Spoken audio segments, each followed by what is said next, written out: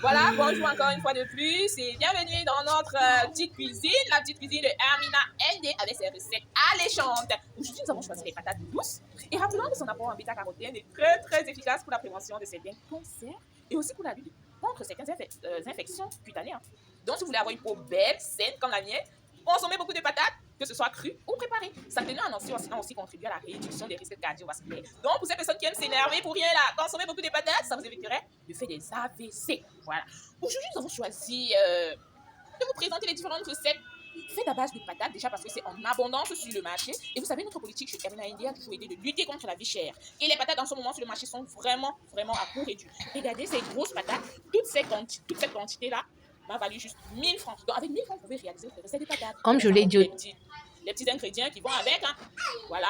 Aujourd'hui, nous allons présenter une recette des plus succulentes. Un plat de chez nous. Chez nous en Afrique, chez nous au Cameroun, chez nous les bas-fonds. Ça s'appelle le kukanjo. Ok? Ça s'appelle le kukanjo en français, là. Le coquille de patate. Oh mon Dieu! Si vous n'avez jamais mangé ce plat, je vous assure, vous avez raté quelque chose de votre vie. Aujourd'hui, donc, je vais vous montrer comment on prépare le coquille de patate, le kukanjo. Vous allez suivre avec moi toutes les étapes pour qu'enfin sur votre table, vous mangez sainement et moins coûteux. Vous savez, certaines personnes ont tendance à dire ah, la patate, moi je n'aime pas, la patate c'est pour les pauvres, mes enfants n'aiment pas la patate, mon chéri n'adore pas. Mais parce que comment vous avez fait? Forcément, on aime la patate. Non seulement elle est sucrée, elle est succulente, mais elle est bonne. Elle permet de digérer, elle est digestive. Les enfants, lorsqu'ils mangent la patate, ils n'ont pas de constipation. C'est bon pour les petits déjeuners. Vous pouvez faire des frites de patates, mais qui n'aime pas les frites? Façon McDo là. Vous prenez les grosses patates comme ça et vous les découpez de façon comme si c'était des pommes de terre. C'est tellement d'abord beau dans le plat, ça attise, oh mon Dieu, ça donne envie. Seulement l'idée d'y penser, ça donne envie. Donc, il y a tellement de recettes, le gâteau de patates, les frites de patates, la patate bouillie aussi qui n'est pas mal, hein, la patate braisée. Mais aujourd'hui, nous vous présentons, comme je l'ai dit, le Joe. On va commencer tout de suite. Soyez attentifs. voilà, c'est très simple pour réaliser notre coquin. On n'a pas besoin de trop d'ingrédients. Voilà tous les ingrédients dont on a besoin pour la réalisation de ce coquille, de ce plat. On a environ 2 kg de patates. Les plus grosses patates, avec 1000 francs, vous avez cette quantité de patates-ci sur le marché. 1 litre d'huile rouge de la bonne qualité. Hein. Il faut vraiment sélectionner ce qui n'a pas d'odeur. Ce paquet de feuilles de macabo coûte 200 francs sur le marché en ce moment. Nous avons un peu de piment et aussi un peu de poivre noir. Rappelons que le poivre noir, c'est facultatif. Moi, j'aime bien ce parfum-là dans les plats. Un peu de sel et les feuilles pour l'emballage. Tout simplement. Voilà, je vais vous donner aussi les étapes les plus évidentes, comme peler la patate, par exemple. Mais il faut aussi dire que certaines personnes préfèrent laver tout simplement les patates et les râper. Hein. Dit-on, la peau de patate contient tellement de vitamines. Bon, moi, je sais pas. Lorsqu'on pèle les patates, on les lave bien et entre-temps, on apprête nos feuilles. Moi, je préfère enlever les feuilles de cette façon-là. Enlever les grosses tiges là parce que ça traîne à cuire. D'accord? C'est tout simplement la raison pour laquelle je préfère les enlever. Et les feuilles que j'obtiens, je les découpe encore afin d'avoir vraiment des parcelles très fines. Lorsqu'on a épluché toutes nos patates, comme vous voyez là à l'écran, on les râpe. Aïe, aïe, aïe. La partie la plus délicate, c'est tellement compliqué, je vous assure. C'est pas aussi évident que ça. Hein. Lorsqu'on a râpé notre patate, on obtient cette pâte. Et je dois vous donner cette petite astuce. Je préfère repasser ma pâte dans le moulinex de façon à obtenir une pâte vraiment fine. J'aime quand c'est fin. D'accord? À cette pâte-ci, j'ajoute donc les petits ingrédients que j'ai prévus, comme le piment et mon poivre noir que j'ai écrasé à l'avance. Je mets une quantité de sel proportionnelle.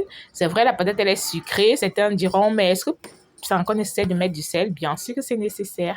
Et on ajoute notre quantité d'huile. Je dois avouer que j'en ai mis un peu trop.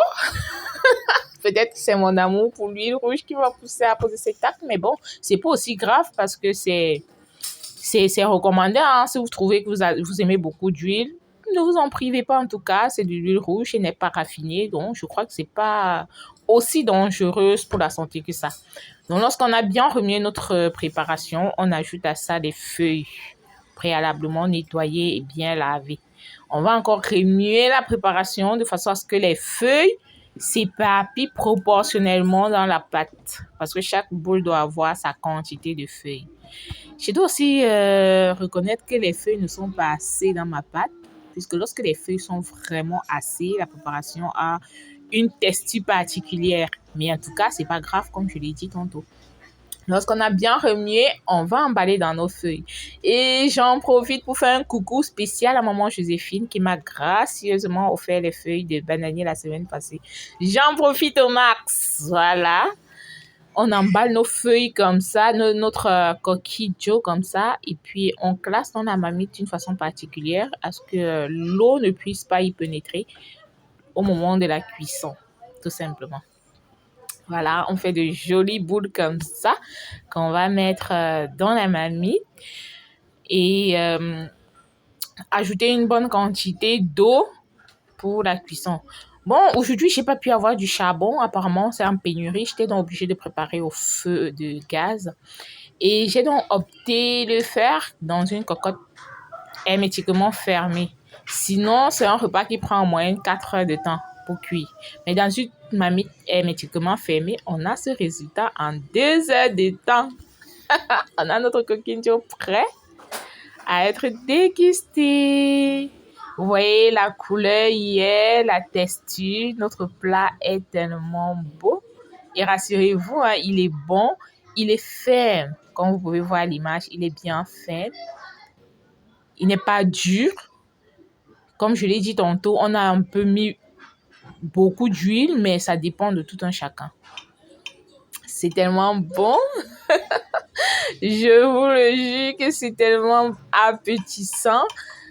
Ça, cette odeur de sucré là, ce goût de sucré qui se ressent même à l'odorat. Vous voyez un peu?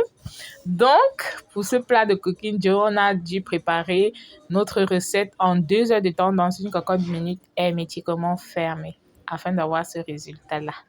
Donc, n'hésitez pas à faire la même chose chez vous. C'est la saison de patates. Lancez-vous, allez-y, essayez. C'est très bon et les enfants en raffolent.